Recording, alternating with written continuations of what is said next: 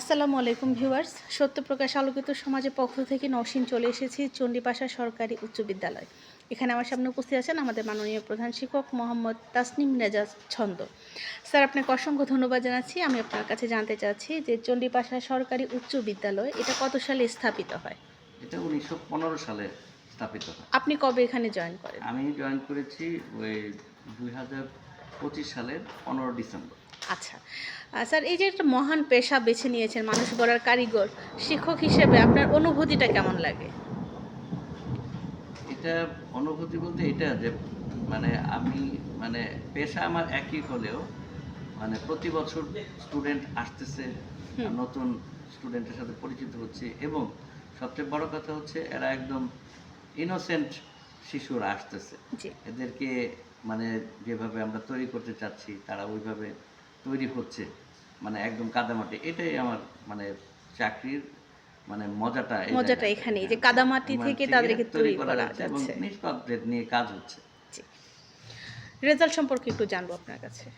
চণ্ডীপাশা সরকারি স্কুলের রেজাল্ট বরাবরই ভালোই হয়।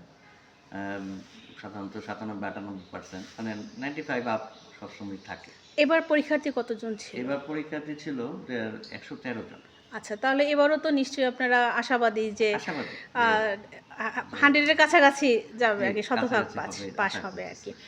স্যার, আমি আপনার কাছে একটু জানতে চাচ্ছি যে একটা ভালো রেজাল্ট তৈরি করার জন্য কি প্রয়োজন একটা প্রতিষ্ঠান বা গার্ডিয়ানের পক্ষ থেকে?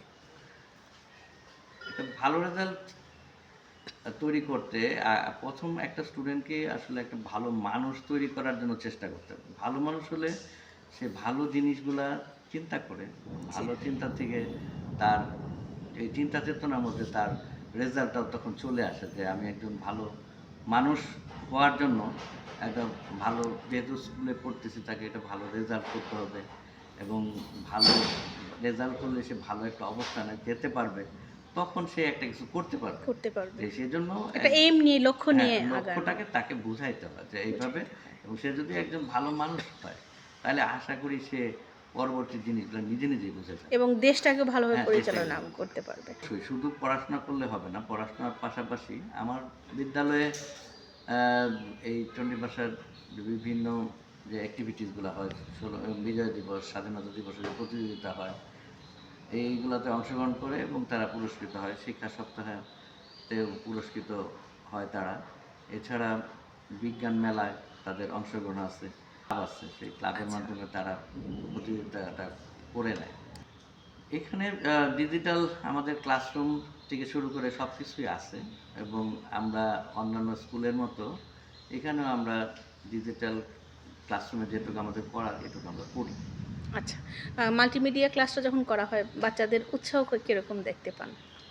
মাল্টিমিডিয়া তো স্বাভাবিকভাবে উৎসাহ একটু থাকে। কারণ ওটার আচ্ছা, মধ্যে একটু গতানুগতিক ক্লাসের থেকে ওটা তো কিছুটা ভিজুয়াল থাকে, কিছুটা আচ্ছা। অডিও থাকে। সবকিছু মিলিয়ে আছে, আকর্ষণ আছে। স্কুলে তো তারা মোবাইল আসলে নিয়ে আসার কোনো সুযোগ নাই, আসেও না।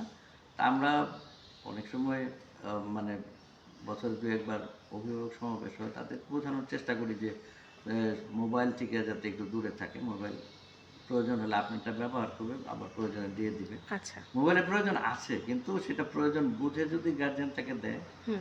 তাহলে মানে সমস্যা হবে না। একটু খেয়াল রাখতে হবে। খেয়াল রাখতে হবে, অবশ্যই খেয়াল রাখতে হবে। বুঝছেন? তারা তারা তো তো আর এটা বুঝে না। হ্যাঁ, নেগেটিভ তা সাইডে কিন্তু হ্যাঁ, আকর্ষণটা বেশি নেগেটিভ সাইড থাকবে। আকর্ষণ স্বাভাবিক সবারই হয়। সবারই হয়। কিন্তু তারপরেও তাকে পজিটিভটা বুঝাইলে, পজিটিভ কারণে ব্যবহার করলে, সেগুলো তখন তারা মানে ওইভাবে চেষ্টা করা হচ্ছে যে জি। এইখানে আমাদের তো এটা বয়েজ স্কুল, সেই কারণে মানে মাদকের একটা হুম। আশঙ্কা থাকে। জি।